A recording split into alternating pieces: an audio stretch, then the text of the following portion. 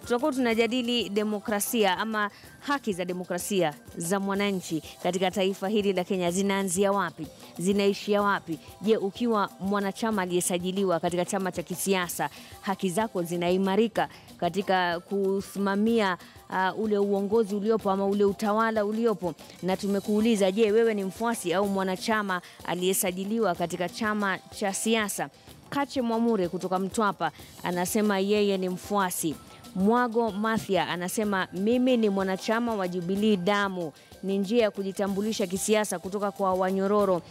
Huyo anaongea kutoka Nakuru. Silvans Okite anasema ndio, napenda siasa, kusikiliza na kuongea siasa, chama ya Jacom. Hapa studioni kama nilivyokuarifu, tuko nao mawakili George Kithi na Nelson Havi. Asanteni sana kwa kuungana nasi katika siku za hivi punde, haswa baada ya kufutiliwa mbali kwa uchaguzi wa Rais Uhuru Kenyatta. Kumekuwa na masuala mengi ambayo yanajitokeza. Wafuasi wa Jubilee wanasema tano tena, Uhuru tano tena. Wafuasi wa NASA wanasema kuwa sasa ni wakati wa baba. Je, hizi haki za demokrasia zinaanzia na kuishia katika mtu kupiga kura, kisha yule mgombezi ambao unampendelea kutangazwa kuwa mshindi? Kithi, tukianza na wewe. Naam, haki huwa zinapewa na mtu kwa mujibu wa aidha sheria ambazo tunazitambua. Sheria ziko mbalimbali, ikiwa sheria kuu ambayo tunaitambua ni katiba. Zipo sheria zingine ambazo huwa zinampa mtu haki. Kumbuka pia kuna sheria za kimataifa ambazo tumezisajili. Ikiwa tumesajili hizo, pia ni sheria ambazo lazima tuzifuate, kwa sababu bado zinapanua na kumiliki haki ya kila mtu. Kwa hivyo haki ni jopo ambalo kwa kulitathmini upana wake inakuwa ni vigumu, kwa sababu haki hizo kila wakati kuna vile zinajipanua kulingana na mazingira yalivyo. Lakini huwa mwanzo wa haki yenyewe ni kwamba bora hujaingilia haki ya mwingine, bado ule uhuru ama ile haki bado unaimiliki na unaweza kuitumia vile ipasavyo. Naam, Havi, kwa upande wako. Katiba inamruhusu yeyote aliye Mkenya kuhusiana na wenzake na pia kuweza kuleta malalamishi yake yeye mwenyewe kibinafsi. Ndiposa tunapewa nafasi ya kuchagua viongozi tunawataka. Hiyo ni haki ya kikatiba na ni haki ambayo hiwezi zuiliwa kulingana na katiba ya nchi. Utaweza kuitumia hiyo haki kulingana na wakati wote ambapo uko huru. Na tuliona hata katika uchaguzi wa rais, wale walikuwa wafungwa walikuwa na haki ya kumchagua rais. Lakini baada ya uchaguzi wa kiongozi yote, namna ambayo raia waweza kumkosoa ama kuhakikisha kwamba kiongozi ametimiza majukumu yake kulingana na katiba na sheria, huenda upana wake ukadidimia kidogo. Kwa sababu unapomchagua kiongozi, yeye hudumu kwa muhula wa miaka 5. Na katiba na sheria imeweka kanuni na maagizo ambayo waweza kuyatumia kumtoa mamlakani, na ni vigumu sana kumtoa mamlakani. Kithi, sasa baada ya uchaguzi Oktoba tarehe 17, mtu mmoja kati ya Uhuru Kenyatta na Raila Odinga, mmoja wao atashinda katika uchaguzi huo. Kwa yule ambaye atakuwa anamuunga mkono yule atakayeshinda, iwapo huyu mtu ataingia mamlakani na hatafanya kazi kulingana na yale matarajio ya yule aliyempigia kura, ana haki kwa njia gani kumtoa mamlakani? Ama paka angojee paka uchaguzi mwingine baada ya miaka 5? La hasha, ziko kanuni za kisheria.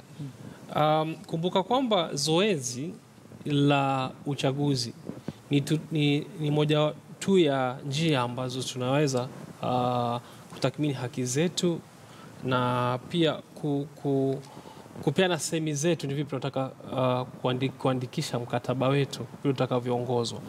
Tukimaliza ule uchaguzi na mtu akiapishwa, ikawa kwamba ile haki inageuka, ikawa kwamba ni aina fulani ya mkataba, na yule ambaye amechaguliwa hajachaguliwa na wale ambao wamempigia kura, inakawa yeye watawala nchi nzima. Sasa ukitaka kumtoa yeye, huwa haki imegeuka. Haki ya kwanza ni kuchagua mtu mmoja kwa moja, na ni haki ya kidemokrasia, tukaita direct democracy. Kwa hivyo let's define la kuchagua viongozi wetu ili watuwakilishe, ndo ile demokrasia moja kwa moja ndani ya haki zilizomilikiwa ndani ya katiba. Alafu pili, wakija sasa wakiwa wameapishwa na wamechukua uongozi na hatamu ya ile miaka 5, ni demokrasia ya pili ambayo sasa ni ile ya kuwakilishwa. Demokrasia ya kuwakilishwa tukaita representative democracy. Sasa haki yako huwa hapa mara ya kwanza unaimudu kwa sababu unampigia kura moja kwa moja mtu. Mara ya pili huna haki wewe ya kupiga kura kwa vitu vingine. Kwa mfano bunge watakapopiga kura kupitisha sheria fulani, wewe huna haki pale kwa sababu kuna mtu ambaye wakuwakilisha. Rais pia wakuwakilisha.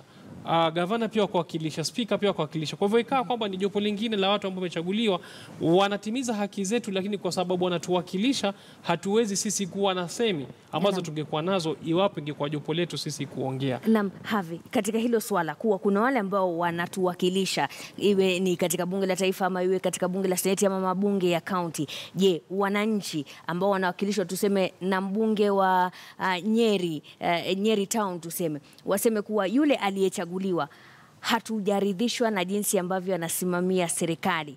Je, huyo anaweza kwenda na kupeleka hoja bungeni kuwa watu wa Nyeri wanasema hivi, na labda ni jambo ambalo linasemwa na watu kadhaa kutoka maeneo mbalimbali, na yule mtu akaondolewa kwa njia gani? Tuichambue katika vitengo viwili. Tuweke magavana na rais katika kitengo kimoja, na pia tuweke wawakilishi wa bunge la seneti na bunge la kitaifa pamoja na bunge la county sehemu moja. Unapomchagua kiongozi anayekuwakilisha katika bunge la county ama bunge la seneti na bunge la wawakilishi wa kitaifa, itawabidi wadumu kwa muda wa miaka 5. Lakini ikiwa wakati huu hautapendezwa na namna ambayo wanaelekeza kazi yao, katiba na sheria ya uchaguzi ya kuruhusu kuleta ombi kwamba ule uliyemchagua agolewe mamlakani na mrudi uchaguzi upya, na waweza kuitumia ombi hili baada ya miaka 2. Na ni lazima, ikiwa utataka kutumia ombi hili, uhakikishe ya kwamba yule kiongozi ambaye yataka aitwe ili tuwe na uchaguzi upya, lazima awe amekeuka maadili ya katiba, na pengine amekuwa fukara ama amehukumiwa kifungo. Na ni jambo gumu sababu mambo haya yote yapaswa yapitishwe na mahakama kuu ili uweze kupata uwezo kwenda katika tume ya IEBC kusema kwamba kiongozi aliyemchagua huenda hana maadili na huenda kwamba si kiongozi ambayo tunamtarajia atadumu kwa kiwango cha miaka 5. Na tuende katika sehemu ya rais na magavana.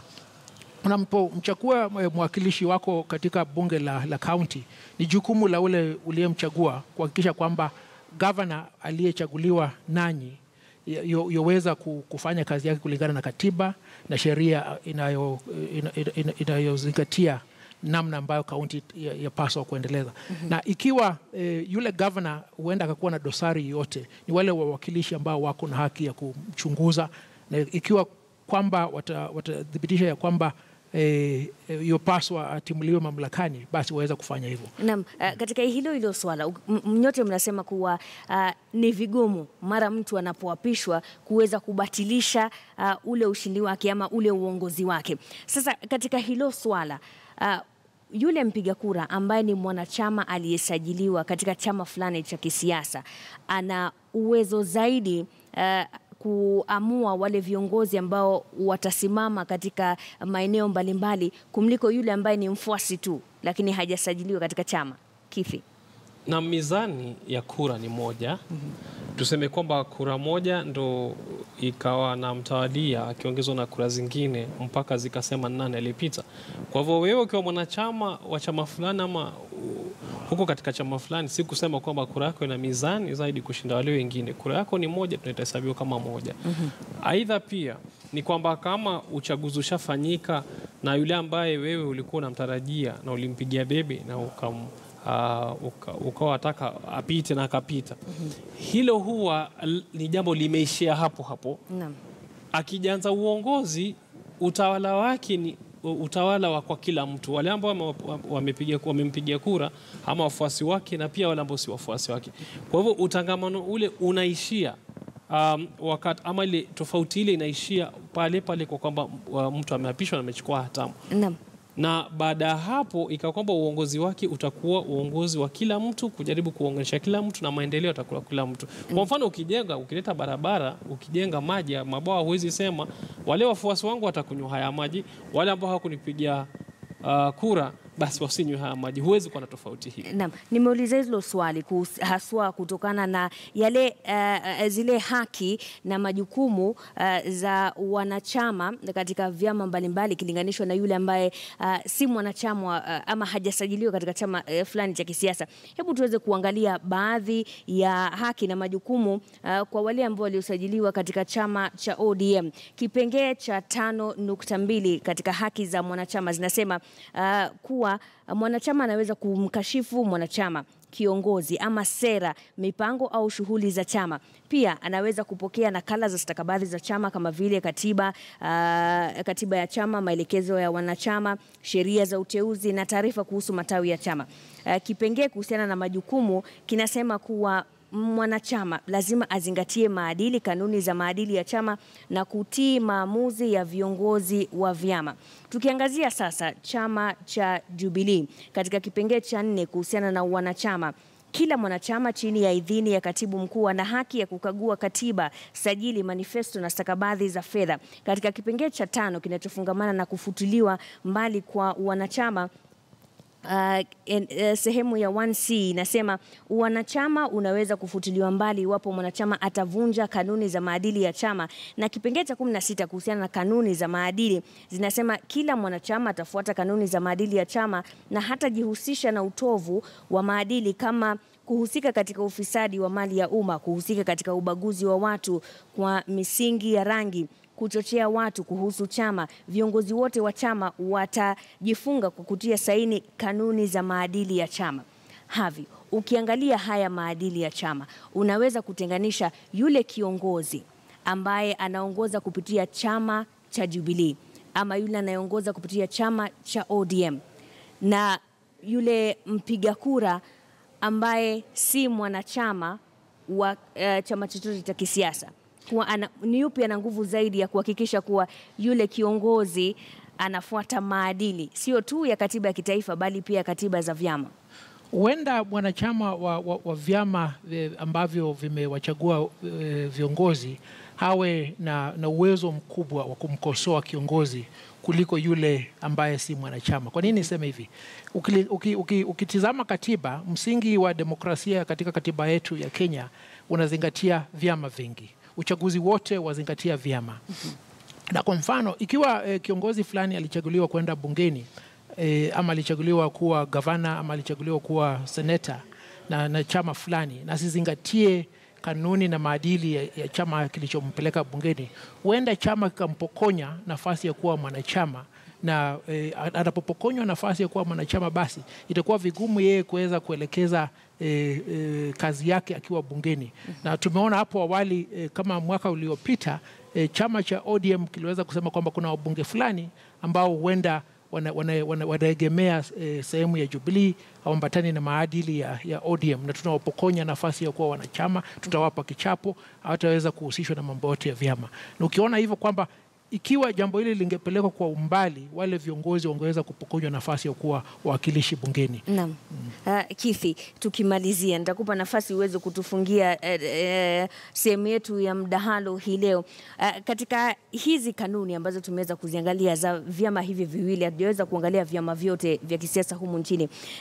Kwa maoni yako, unadhani tatizo sasa kuwa baadhi ya viongozi wanaenda kinyume na maadili ambayo yanastahili, tatizo linatokana na kuwa idadi kubwa ya Wakenya sio wanachama waliosajiliwa katika vyama vya kisiasa?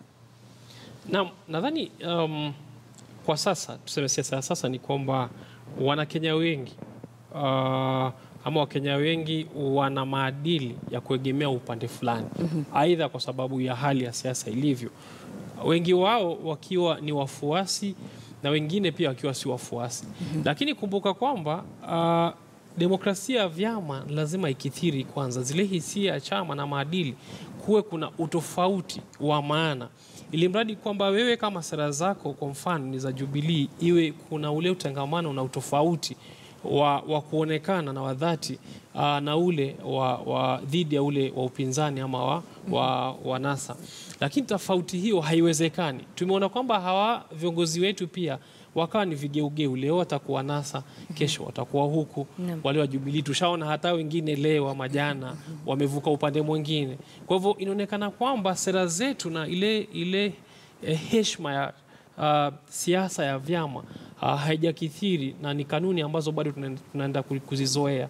Kwa hivyo labda tukifika wakati ambao zitakuwa zina kina zaidi, tofauti hiyo na ile heshima ya vyama tutakuwa tunaizingatia zaidi. Kwa sasa ni kwamba ni siasa zegemege ile ya kawaida ambayo bora mahali kuna mahali tutafuata ile mahali kwanza. Aidha kwamba kama kuna fueni ya kibinafsi pia tutafuata hiyo. Lakini si kusema iti kwamba sera ndo kipaumbele. Kwanza labda ni ubinafsi alafu sera baadaye. Naam, asante sana wakili George Kithi na wakili Nelson Havi kwa kuweza kufafanua zaidi kuhusiana na haki za demokrasia kwa mwananchi ambaye ni mfuasi tu na kwa yule ambaye amejisajili kama mwanachama wa chama cha kisiasa. Kabla